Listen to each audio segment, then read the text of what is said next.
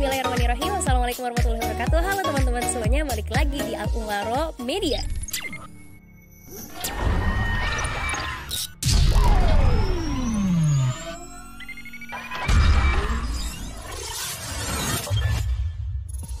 Hari ini aku mau ngajak kalian nih untuk kepoin apa aja sih yang lagi dilakuin sama santri-santri di LTK Al-Umaro.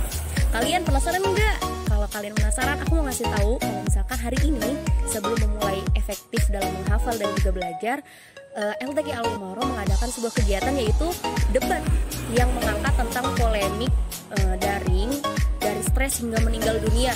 Nah, buat teman-teman yang lagi daring nih, pasti kepo banget kan apa yang dibahas di sini. Kalau misalkan kalian kepo, ikutin aku yuk.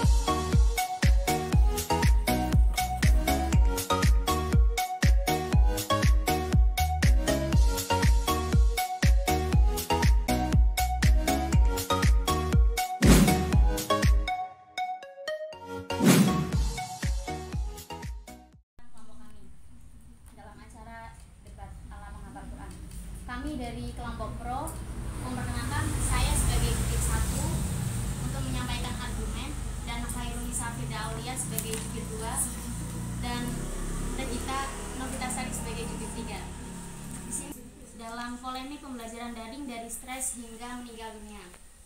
Ada siswa yang stres, broad out, ngedrop, jenuh, bahkan masuk IGD saat belajar daring selama COVID-19. Dikarenakan sering terlelap melihat layar ponsel bisa sampai 6 jam setiap Senin sampai Jumat demi mengikuti proses pembelajaran melalui kelas Google Classroom, WhatsApp, dan aplikasi lain yang disediakan di sekolahnya. Kemudian, jika kurikulum tidak disederhanakan, siswa bisa stres. KPAI Bidang Pendidikan Retno Listiari berkata, jika kurikulum tidak disederhanakan, anak didik akan stres. Mereka terbebani dengan materi belajar yang menumpuk. Itu berdampak pada tekanan psikologi sehingga para siswa rawan mengalami kesehatan mental. Waktu habis. Silakan pembicara dari kelompok kontra untuk memperkenalkan kelompoknya. Terima kasih kepada moderator yang memberikan waktu. Di sini saya akan memperkenalkan diri. Saya sebagai pembicara pertama, saya Syazul Fazia, dan di samping saya ada pembicara kedua Madian, dan di sampingnya lagi ada Kak Humaira sebagai pembicara ketiga.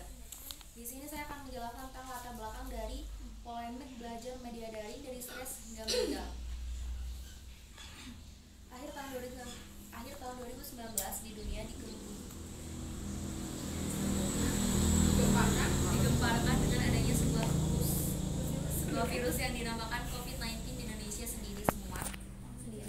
Semua sektor terdampak oleh adanya COVID-19, salah satunya di sektor pendidikan yang mengakibatkan sekolah ditutup untuk mengurangi COVID-19. Pendidikan di masa pandemi yang mana semua pembelajaran yang memanfaatkan smartphone fleksibel melakukan daring dengan sistem pembelajaran online, pendidikan bisa tetap berlangsung meskipun masih pandemi. Helen Natalia, Vice President of External Affairs CMSA, mengatakan siswa juga merespon positif sekolah daring karena mereka bisa menyesuaikan jadwal. Pembelajaran secara online harusnya mendorong siswa menjadi kreatif, mengakses sebanyak mungkin sumber pengetahuan, menghasilkan karya, mengasah wawasan, dan ujungnya membentuk siswa menjadi pembelajar sepanjang hayat. Polemik belajar daring itu diakibatkan karena adanya COVID-19. Jadi sebenarnya ada pronya, banyak banget pronya. Salah satunya menghambat terturunnya virus karena menghindari kerumunan. Karena kalau belajar seperti biasa tuh kerumunan banyak banget. Terus yang kedua, menghemat energi untuk ke sekolah, transportasi, dan lain-lain. Ketiga, membuat teknologi Indonesia menjadi lebih maju karena dari menggunakan teknologi menjadikan siswi Indonesia mengenal teknologi di Indonesia. Ketiga, tidak harus mandi. Itu menghemat waktu juga. Keempat, menghemat uang saku, bisa menabung juga. Kelima, menjadikan mandiri dengan belajar sendiri di rumah, jadi tidak ada contek-mencontek dalam siswa dan lain-lain. Yang terakhir, mempunyai waktu relatif banyak untuk mengejarkan pekerjaan lain di rumah seperti membantu orang tua dan membantu orang tua dan juga membantu keluarga di rumah. Baik, terima kasih. Dilanjut oleh pembicara kedua dari tim kontra, silakan. Baik, di sini saya akan menyampaikan argumen saya mengenai polemik belajar daring dari stres hingga meninggal dunia. Di sini bisa nggak usah itu maaf lah kayak ini. Jadi pemerintah selama pandemi ini pemerintah tuh mengadakan pembelajaran online, termasuk dari Nadiem Makarim selaku Menteri Pendidikan Indonesia melakukan pembelajaran daring. Ikatan Dokter Anak Indonesia juga menganjurkan pemerintah untuk tetap menerapkan sistem ini, setidaknya sampai pandemi ini sudah mulai mereda. IDAI juga menyebutkan kasus infeksi COVID-19 pada anak Indonesia cukup tinggi, yakni sebanyak 2.712 kasus dan setidaknya ada 51 kematian dari data Juli 2020. Kemendikbud juga telah mengalokasikan dana sebesar 8,9 triliun untuk subsidi kuota internet dan tunjangan profesi pendidik. Nadiem Makarim juga menyebutkan bahwa dengan adanya kuota internet ini, maka proses pembelajaran daring tidak membuat stres para siswa, karena dengan daring ini siswa merasa lebih fleksibel dan lebih nyaman karena bisa dilakukan di mana saja. Cukup bicara kedua. Jadi daring ini tuh nggak mungkin, ya mungkin ada beberapa stres, tapi bisa diminimalisasi. Jadi daripada tidak sama sekali belajar, lebih baik diadakan belajar daring, karena pandemi ini kita tidak tahu sampai kapan. Jadi kalau misalnya nggak ada daring, berarti siswa ini seluruh Indonesia nggak ada yang belajar dong, gitu. Jadi lebih baik diadakan daring gitu. Dengan adanya daring ini bisa membuat proses belajar mengajar di Indonesia tetap berlangsung meskipun dalam keadaan pandemi. Silakan bicara ketiga dari kelompok pro. Sekolah daring lebih capek. Dewa Srita Erianti, ahli psikologi yang sudah 18 tahun berkecimpung di dunia pendidikan, berkata, kesehatan mental tak kalah penting dengan kesehatan fisik. Dalam penanganan siswa harus happy. Kalau tidak happy, imunitas tubuh akan menurun. Jangankan COVID-19, segala macam penyakit bisa menyerang kita, kata Deswarita dalam diskusi daring. Adaptasi pembelajaran masa dalam pasca pandemi COVID-19 menghadapi tahun ajaran baru untuk SMA, SMK, dan SLB pada awal Juli 2020. Ia bilang rasa cemas di tengah pandemi memang wajar, tapi jika menimbulkan gejala fisik harusnya segera diredam. Dampak psikologis itu antara lain gejala psikosomatik seperti sakit perut, pusing, dan sesak napas. Itu bisa menyerang imunitas.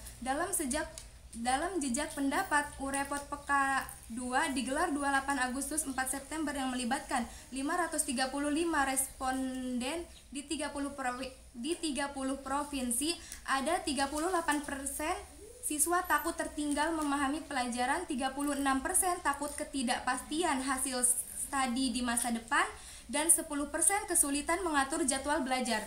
Laporan itu menggambarkan kondisi ketiga siswi asal Bogor, Nganjuk, dan Jember yang khawatir tertinggal memahami pelajaran. Anastasia Tias Purwaningsih, siswa dari Bogor, berharap sekolah jangan terlalu membebani murid dengan tugas sangat rumit selama belajar daring. Ia menceritakan pengalamannya yang kelelahan mengikuti belajar daring saat cuti bersama pada 21 Agustus, sekolahnya tetap masuk. Orang tuanya membujuk dia tetap ikut. Alhasil, pada 26 Agustus, Tias jatuh sakit, ia pusing, ia terpaksa masuk karena ada ulangan. Sekolah daring rasanya lebih capek daripada sekolah normal, kata Tias. Psikolog Deswarita berkata setiap orang punya mekanisme berbeda menghadapi stres.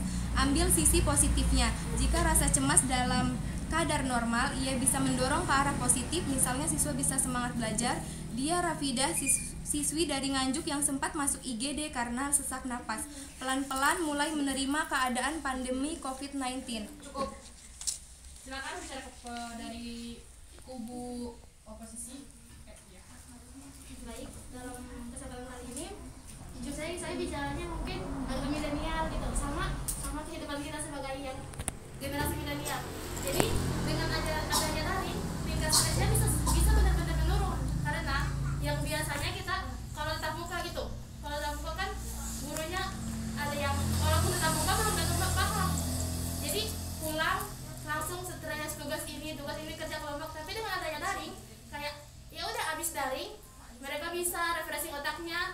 bicara, bisa buka TikTok, scroll Instagram. Jadi untuk tingkat stresnya itu nggak akan bisa sampai melonjak tinggi karena mereka bisa melakukannya di mana saja. Mereka bisa di saat mumet, di saat pusing dengan tugas, mereka bisa kayak ya udahlah bentar dulu, refreshing otak dulu. Jadi untuk itu daring punya banyak ada dampak positifnya untuk namanya untuk mengelola stresnya mereka. Jadi kalau dikatakan daring nantinya stres gitu, ya stresnya dari mana? Orang mereka habis daring langsung buka IG, scroll IG, lihat TikTok. Habis itu mereka bisa nyari tugasnya, ada Brainly, ada Google. Nah, kan udah harus kalau buka buku halaman berapa, Google kan tinggal terus kata kuncinya apa, langsung stresnya di mana. Jadi menurut saya walaupun dampak negatifnya ada yang bilangnya nggak bisa stres, sakit kepala ini, tapi di samping itu banyak juga dampak positifnya. Dengan santri atau siswa bisa semakin berkreasi, dengan bisa berani bicara. Kan ada yang pernah berani bicara dengan adanya daring, dengan adanya komunikasinya bisa semakin lancar. Yang awalnya nggak tahu teknologi bisa tahu. Jadi karena semakin majunya zaman, teknologi akan semakin di depan. Kalau kita nggak bisa teknologi, ya gimana mau maju? Sedangkan kita harapan negara kalau nggak bisa teknologi. Pertanyaan dari penonton. Ayo bertanya. Silakan. Siapa saudara? Aku lupa namanya. Sasha. Oh ya, Mas Syanda. Ya, silakan dipersilakan kepada saudari Mas Syanda. Shift dan pertanyaan ditentukan kepada kubu pro atau kubu kontra? Kontra. Silakan kontra. Apa pertanyaannya? Jadi kan tadi kan setuju dengan adanya daring. Nah, sedangkan kemarin saya baca-baca mengenai daring ini bahwa 100% siswa Indonesia ini bisa mengikuti daring. Jadi setelah disurvei ternyata ada 47% siswa yang bisa mengikuti daring, sedangkan sisanya 53% nggak bisa. Jadi kan gimana harusnya? Silakan. Jadi kalau misalnya emang datanya kayak gitu, itu data apa enggak? Data valid apa? Dari mana? Jadi kalian kalau misalnya kalian mau Oke, itu kan emang website yang udah terpercaya. Cuma di sini kita balik lagi, kalau misalnya nggak ada daring, kita masih dalam pandemi nih, berarti nggak ada yang belajar dong kalau kayak gitu. bukan 47. Jadi angka berarti jadi 100%. Jadi kalau misalnya nggak ada dari sama sekali, otomatis berarti nggak ada daring nih, berarti nggak ada yang belajar dong. Sedangkan pandemi ini masih berlangsung sampai nggak tahu kita kapan. Ya maksudnya Interupsi. maksudnya gimana buat menanganinya 53% Nih, 53% nya nggak bisa mengikuti ini kan mungkin ada dari yang yang pelosok gitu ya, maksudnya yang jaringannya nggak stabil atau apa gitu. Tapi kan di sini pemerintah sudah mengalokasikan dana sebesar 8,9 triliun untuk subsidi kuota internet. Jadi untuk menunjang kegiatan belajar mengajar para siswa itu adalah angka yang besar loh, 8,9 triliun. Angka lagi. Ini udah Boleh nggak? ada. Mau nyangka boleh nggak? Enggak boleh dong. Ayo, juri mungkin ada banyak lagi. interupsi. Ini tadi ditujukan kepada pertanyaan ke siapa? Itu Pro. ya yang tadi katanya 53% itu tidak bisa mengikuti daring. Itu alasannya kenapa? Kan tadi kata Bu Pro katanya semua orang tua itu nggak ada yang nggak mampu. Apakah di situ ada alasan tidak mampu? Ada. Ini enggak aku, bukan ini. Iya, tanyanya ke aku. Jadi, aduh. Pertanyaan dari juri itu ditunjukkan untuk peserta debat, bukan penonton kore-kore lucu-lucu. Jadi yang benar menjawab adalah peserta debat, bukan tempore lucu-lucu. Seperti itu. Ya, tadi itu kan dari kubu kalian ada yang menyangka katanya 53%-nya itu tidak bisa mengikuti daring.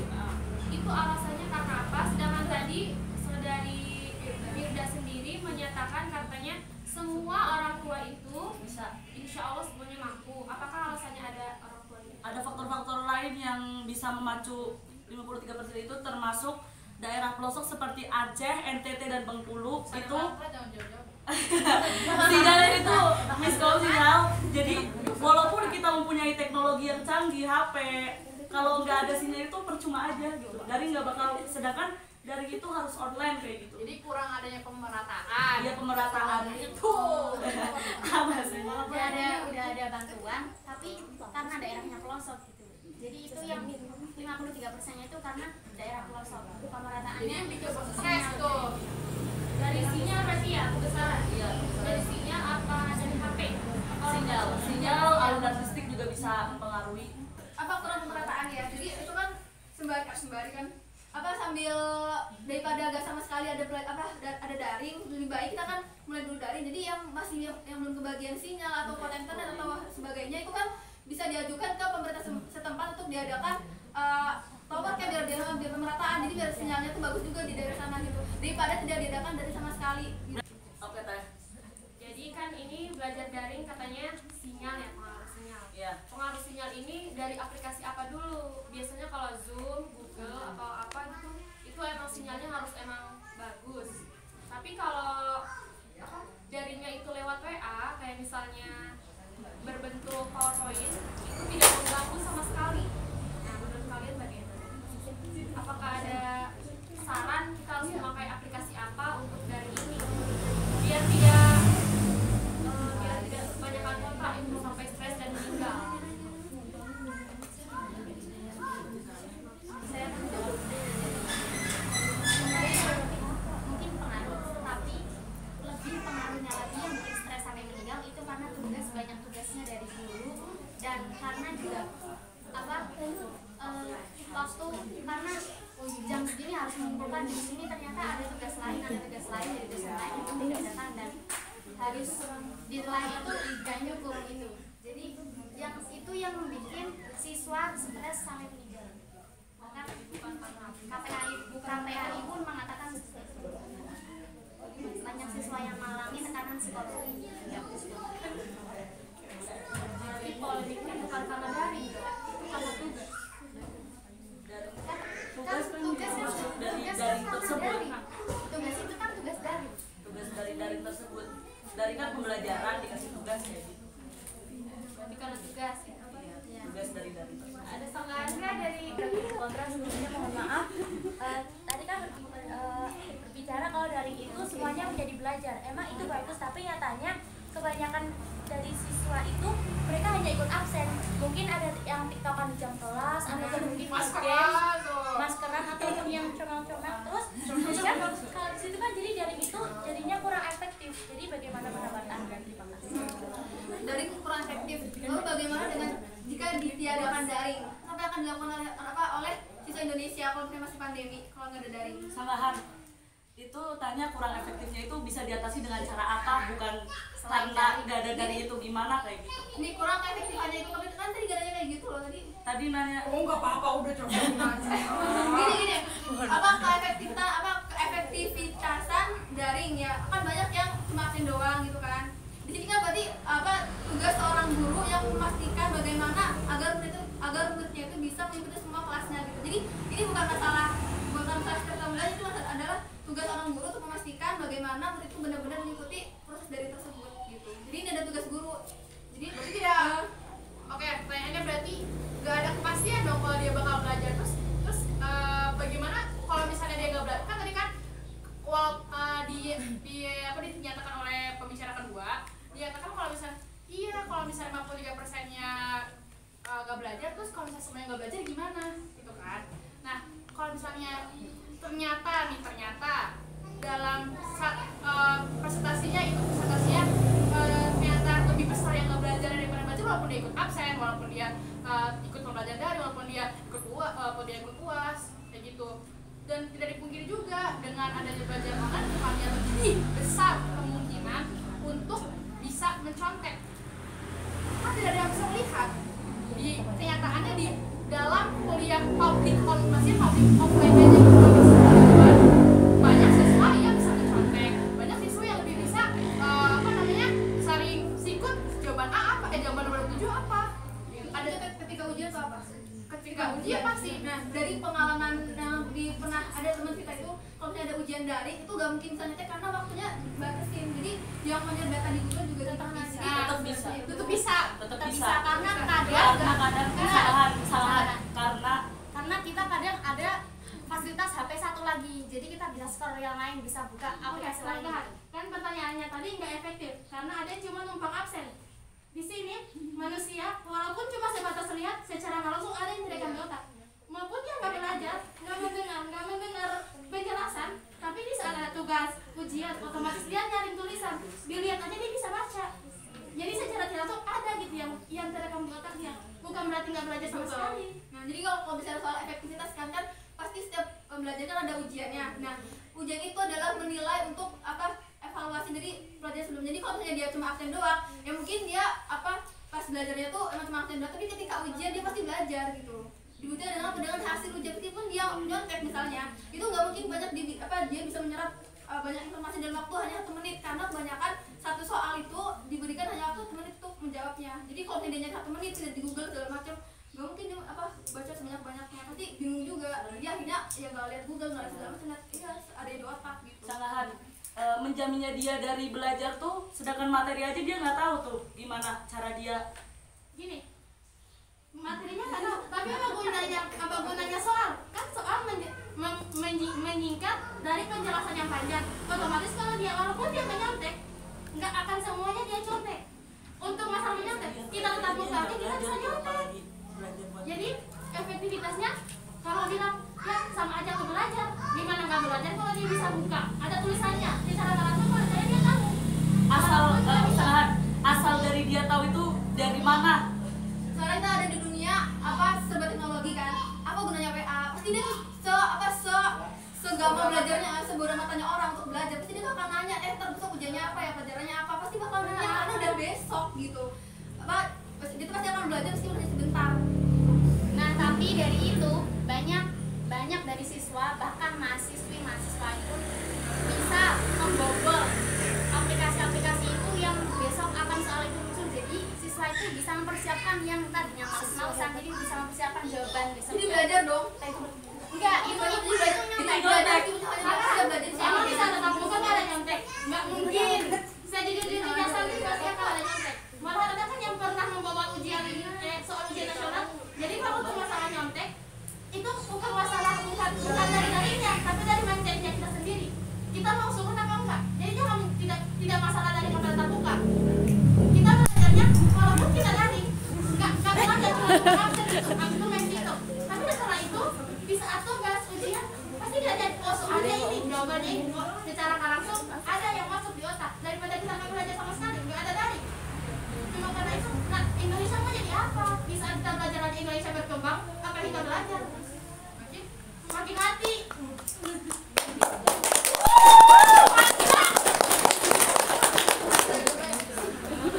Oke. Kita tepuk tangan aja ya. Ada lagi pertanyaan dari ini, satu pertanyaan terakhir. Silakan siapa? Saudara Nadia ya? Itu jangan kepada pertanyaan itu jangan kepada siapa? Kubu. Halo, silakan. Kan dari Kominfo kan tidak setuju kalau misalnya adanya daring. Daring kan bisa membuat anak menjadi stres sampai meninggal. Nah, itu tuh solusinya apa? Kalau selain daring, soalnya pada masa pandemi ini kan kita tidak boleh bertatap muka pada saat sekolah gitu. Nah, solusinya apa? Selain daring, agar kita tuh tetap bisa belajar. Sedangkan kita kan aset bangsa, maksudnya penerus gitu. Kalau tidak belajar kita kan nggak tahu apa-apa gitu lah. Terus gimana solusinya selain dari biar kita bisa belajar. Terima kasih. Silakan. Baik, saya akan menjawab pertanyaan dari saudara Nadia. Tidak setuju adanya daring. Selain daring, solusi yang bisa diraih itu apa? Jawaban di sini bukan mentiadakan daring ya, lebih ke dikurangin gitu. Jadi stres di sini tuh karena tugas menumpuk, terus waktu yang singkat dalam pengerjaan. Mungkin pemerintah bisa mengurangi tugas itu atau memanjangkan waktunya gitu. Jadi bukan stres karena daring ditiadakan gitu. Ya kita nggak bisa dong kayak COVID masih daring ditiadakan kan jadi kerumunan, malah jadi kita salah gitu. Jadi di sini stres itu karena tumpukan tugas dari gurunya. Jadi yang bagi kubu pro yang jadi masalah di sini bukan daringnya, tapi tugas yang menumpuk. Iya, dan waktu pengerjaannya. Tapi kan semuanya daring. Iya, Sedangkan kalau dari- masalah tugas kamu kan juga ada tugas. Dari instruksi ini dari instruksi daring juga menghasilkan tugas loh, pasti itu. Dan Indonesia tuh kayak berlebihan gitu dalam ini tugas. Dari ini memberikan contoh seorang siswa SMA di Jakarta Selatan yang lelah dan stres saat mengerjakan tugas mata pelajaran kimia isinya 100 soal, itu kan karena daring gitu. Kalau kita belajar bareng-bareng bisa jadi kayak memudahkan gitu, bertukar pikiran. Berarti kebijakan gurunya, bukan daringnya. Maksudnya gimana? Kebijakan guru. Kalau masalah tugas kebijakan guru, masalah Iya, rentan waktunya guru. Iya, mayoritas. Untuk masalah daring menyebabkan stres berarti bukan daringnya. Ya kan guru ada dalam daring tersebut. Tapi kan semua kebijakan di tangan kayak COVID, kebijakan untuk COVID semuanya di tangan pemerintah. Berarti tugas segala kebijakan tugas di tangan guru. Berarti walaupun tetap muka, kalau gurunya ini 100 soal 1 menit, ya yang Tapi biasanya nggak seperti itu. Iya, biasanya. Iya, biasanya dari realitanya loh. Dari itu dari realitanya Karena saat ini dari yang terjadi di Indonesia. guru mengasih tugas terus menerus. Berarti yang harus dikomplain gurunya. Tapi kan melalui daring tersebut. Daring kan cuma alternatif, cuma metodenya. Ya, Pak. Gini, kan temanya kan polemik daring, stres dan sampai meninggal dunia gitu. Tadi kan saudara Tidak tadi mengatakan bahwa tugas itu ada dalam daring. Ini emang ada dalam daring karena daring itu isinya kan belajar. Belajar itu kan ada tugas, ada guru segala macam kan belajar materinya gitu. Tapi kalau misalnya meskipun nggak daring offline nih, pasti kan ada tugas juga gitu. Ya, sama aja Ya, dengan tapi ada tugas. kalau offline itu ke realitanya itu nggak sebanyak daring saat ini karena emang udah terbukti. KPAI pun mengatakan bahwa saat daring seperti ini banyak siswa yang stres sampai juga meninggal masuk IGD pun ada. Jadi stresnya santri atau siswa ada tuh yang bisa dibilang nanti Januari mulai offline. Tapi ada yang nggak setuju malah bikin nyaman daring. Ya maaf Ya ini kan? karena dari kutip KPAI.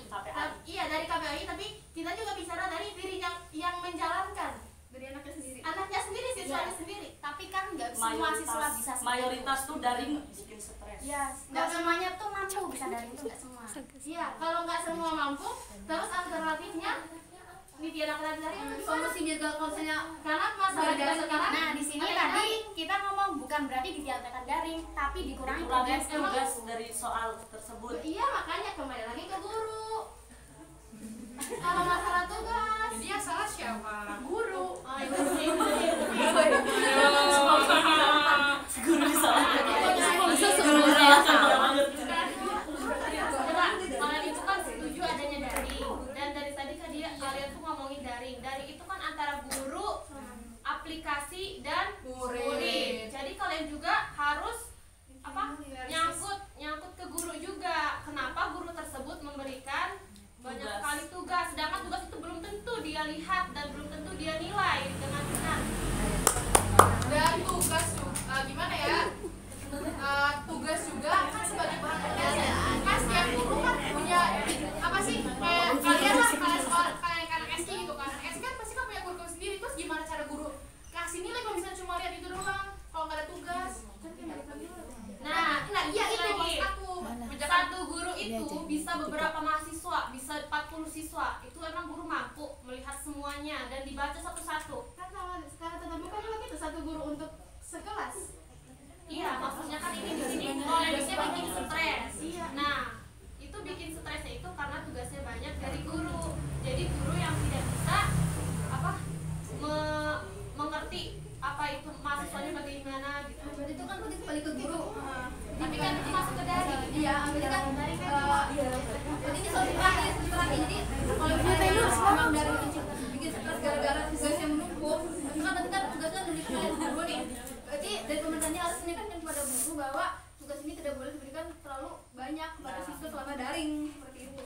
Jadi Nah, kalau misalnya polemik daring membuat stres sampai meninggal dunia itu dirasa terlalu berlebihan gitu. Memang sebenarnya ada yang bisa stres, tapi ini harus yang ditanganinya bukan dari tapi dari tugasnya gitu. Berarti pemerintah yang harus turun langsung kan.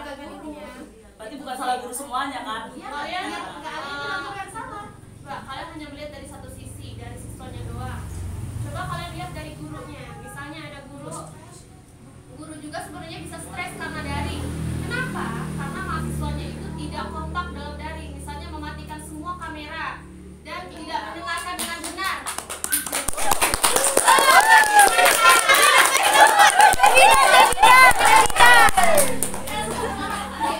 Tevida. Misalnya guru lagi ngejelasin saya di Zoom gitu, kamera dimatiin semua, apa mic-nya juga dimatiin semua gitu. Sedangkan guru sedang menjelaskan, kan itu pasti ada di sebuah Jimmy atau Zoom, ketika pembelajaran pasti ada suatu peraturan yang mengharuskan kamera harus di on, karena kalau dimatiin bisa aja tuh si orangnya cuma hadir dulu tapi padahal orangnya kemana karena kamera dimatikan. Jadi di situ peraturan harus dilakukan oleh guru menjelaskan. Jadi selama Jimmy atau selama Zoom itu sudah boleh dimatikan kamera. Kalau aplikasinya bukan Zoom apa? Jimmy sama Zoom. Terus yang lain kan dari itu banyak, bukan cuma Zoom dan Kalau Zoom. misalnya kayak seperti apa contohnya? WA atau apa gitu? WA kan tadi batasnya memberikan tugas. Kalau tadi ngomongnya kalau gimana kalau misalnya siswanya itu matiin semua kameranya gitu. Sedangkan di WA kan matiin kamera di atas Google Meet. Enggak, bagaimana kita mantaunya gitu. Kan kalau di Google Meet kita mantaunya itu dengan kamera. Kalau dia terlihat di kamera berarti dia hadir. Kalau dalam WA ataupun yang lainnya itu bagaimana?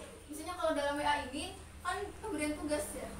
Jadi kalau tugas kan berarti kan dia lihat bagaimana kehadiran seorang siswa ini kan lihat kalau dia mengerjakan tugas berarti dia berarti dia masih hadir cuma mengikuti pelajaran gitu karena sudah mengumpulkan tugas. Nah, berarti kalau semua mata kuliah itu dengan WA berarti semua dengan tugas. Berarti banyak tugas.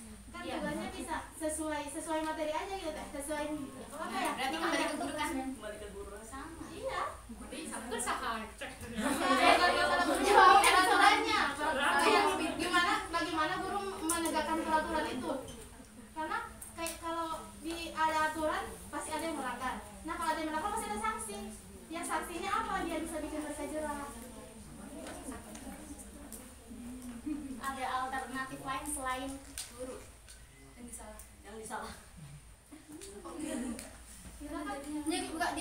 Mungkin salah paham yang menyalahkan guru. Sebenarnya bukan sebenarnya salah guru, cuma kebijakan seorang pemerintah yang mau kurikulum itu disamakan dengan belajar offline gitu. Seharusnya kalau belajar online itu disesuaikan lagi kurikulumnya gitu. Jadi bukan salah guru. kebijakannya itu bagaimana pemerintah sama guru klop gitu gimana. Jadi pemerintah belajar ke guru jangan banyak tugas. Jadi guru juga menyampaikan mau siswanya dengar mau enggak gurunya menyampaikan. Itu lagi kembali ke siswanya kan. Karena walaupun mereka nggak belajar walaupun mereka cuma numpang absen gitu atau gimana, setidaknya mereka tetap ada gitu ikut sertanya gitu. Jadi nggak sampai yang stres banget juga. Oke, pertanyaan. Barusan saya mencari nggak sih, sebenarnya udah lama kabarnya. Bagaimana dengan mahasiswa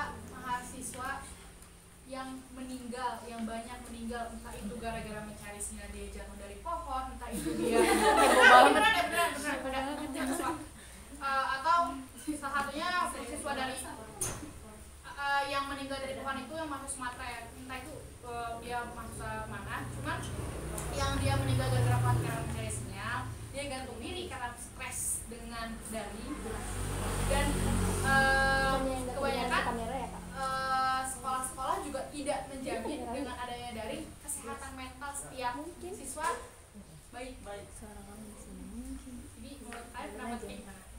Soalnya udah ada bukti real nih, ada bukti nyata nih, ada berita nih, siswa banyak meninggal. Nah, maksud teman saya dia meninggal, dia anak sebi, dia meninggal. Aku lupa penyakitnya apa, pokoknya dia meninggal. Terlalu ya? Ya pokoknya anak sebi itu angkatan aku, dia meninggal gara-gara dia terlalu tidak memperhatikan kesehatan dirinya gara-gara dari masalah. Kalau masalah meninggal ketika gara-gara daring, berarti ya udah takdirnya dia meninggal gara-gara itu gitu. Jadi kita tidak boleh menyalahkan metode daring ini gitu. Jadi nggak boleh menyalahkan metode daring gitu. Berarti Alternatif juga tadi berarti mengurangi tugas gitu, mengurangi tugas dari yang Terus kalau misalnya mengurangi tugas, guru dapat nilai dari mana? kan mengurangi dan menghilangkan.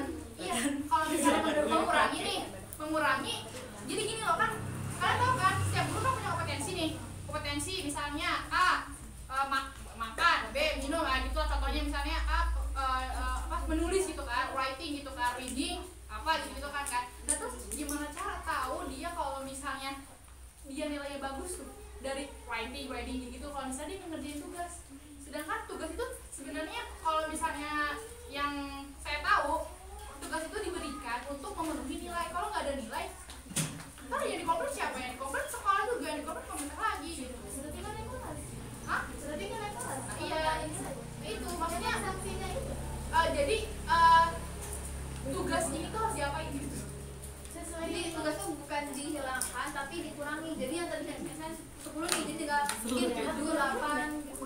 Jadi tidak menghilangkan itu. Karena kalau mereka tadi nggak ada indikator untuk menilai siswa itu bagaimana gitu.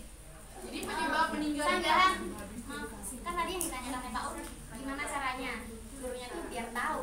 Iya, biar tahu. Iya tadi, jadi mengurangi tugas. Jadi Gimana caranya orang guru tugas itu tahu bukan untuk mengurangi porsi tugasnya. Apakah dalam komplain, sedangkan kebanyakan guru ketika di komplain dia makin pusing.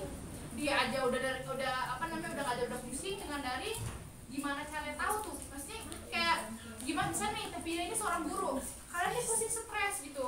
Waduh, buset, banyak banget nih tugas gitu kan. Pengen kayak guru yang baik hati dan tidak sombong. Kita minta gitu untuk dikurangi tugas. Gimana cara tahu guru tuh kalau kalian tuh ini pengen dikurangi gitu. oh gimana yang guru tahu? Nah, komplainnya sih gimana bentuknya? Dalam artian kalau misalnya guru dikomplain, kalian tuh sendiri kan ketika guru ngajar aja kalau ada yang begini panas gitu, pusing gitu. Jadi itu kembali ke kebijakan pemerintah kan, karena udah banyak tadi kan data yang dilakukan kan tadi banyak yang meninggal, banyak yang stres gara-gara daring. Berarti kalau gitu pemerintah harus bertindak. Jadi bilang ke guru-guru untuk mengurangi tugas, nggak sebanyak tugas itu. Jadi kembali ke kebijakan pemerintah lagi. Berarti pemerintah di sini sebagai subjek utama. Iya. Karena kan subjek yang karena kan pemerintah yang mengadakan daring gitu. Kita semakin mengerti ya, daring itu polemiknya seperti apa. Ada yang meninggal, ada yang bunuh diri, ada yang gila, iya ada yang gila bahkan, ya bahkan ya kesehatan mental maksud saya. Langsung aja closing statement atau kesimpulan dari masing-masing kubu, ya kan? Kubu terlebih dahulu. Polemik pembelajaran daring dari stres hingga meninggal dunia. Kesimpulannya bukan berarti di sini tidak boleh diajarkan daring karena COVID-19, tapi mereka siswa mahasiswi itu stres karena mungkin karena adanya banyak tugas. Jadi dari situ kembali lagi bisa enggaknya mahasiswa mengerjakan tugas itu karena emang kemampuan diri sendiri. Jadi sebisa mungkin karena emang itu tugas, jadi juga kembali lagi biar gimana caranya tugas itu bisa diminimalisir. Cukup. Silakan. Jadi closing statement dari kami adalah kami adalah dari kubu kontra bahwa polemik belajar dari stres hingga meninggal dunia. Bahwasanya daring ini tidak membuat semua yang mengikuti itu stres, karena sebagian ada malah mereka senang dan malah lebih nyaman dengan menggunakan proses daring ini, sehingga yang stres dan yang sampai meninggal dunia bahkan itu bisa yang stres bisa ditangani dengan pengurangan tugas dari guru tersebut. Gitu. Sudah. Nah, untuk ini ya, belajar daring memang tadi benar. Ini buat penguatan argumen aja ya. Cuma kita bisa nge-collab nih. Nge-collab bahasanya. Kayak bisa nih ke-collab gimana caranya belajar daring itu efektif, efisien dan asyik gitu. Kayak bahasanya asyik. Jadi pertama, pemerintah kalau dari pemerintah harus menjamin seluruh wilayah di Indonesia itu sinyalnya merata atau pemerataan sinyal. Kalau ada pemerataan sinyal, angkat guru, bu, ini sinyal udah rata nih, silahkan. Kalau misalnya mau pembelajar, kan setiap guru juga punya metode masing-masing, biar belajar juga mengasihkan kan. Nah, baru nih kalau si guru udah asik nih belajarnya nih, pasti juga guru ngikutin. Jadi tuh kayak kasih nyambungannya gitu loh, kayak yin dan yang kayak gitu. Tau kan yin dan yang kan keseimbangan gitu, balance gitu.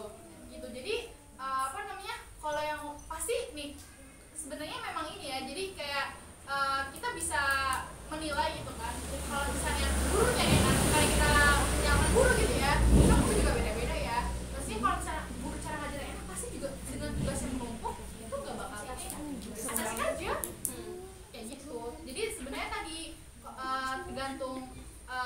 gimana pemerintah menghadapinya, guru mencari solusinya dan murid yang menjalankan tugasnya gitu. Jadi semua tuh bisa aja balance gitu. Kalau misalnya semuanya teratur, pemerintahan ngasih dana subsidi nih 50 GB setiap orang, sinyalnya rata, 4G-nya bukan 4G lagi tapi 4,5G gitu. Nah, terus kalau misalnya gurunya mengasihkan, gurunya ngasih solusi belajar, tugasnya juga nggak terlalu berat kan, kayak cuma bisa atau bikin apa, dan muridnya juga ya nyaman-nyaman aja, pasti ketiga elemen penting dalam daring itu bakal nyaman gitu, bakal terjelas semuanya. Jadi nggak ada nih yang namanya disebut polemik sebenarnya. Cuma tadi masalahnya, kenapa disebut polemik? Karena ada masalah. Nomor pertama, pemerintah korupsi dana pendidikan gitu kan, yang tadinya harusnya disubsidinya ke kalian 50 GB malah cuma 30 GB.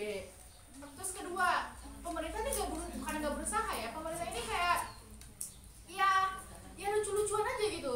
Itu juga gimana ya, mau kritik pemerintah, tapi ya aku gara-gara baca novel ini sih, Selamat Tinggal ya, kalau ada itu beli novel itu ada novel terbaru Elie juga Selamat Tinggal. Jadi gimana ya, itu memang harus mengkritik pemerintah, tapi itu juga tadi harus menghadirkan solusi gitu. Jadi kita juga harus berinovasi dengan pikiran kita sendiri.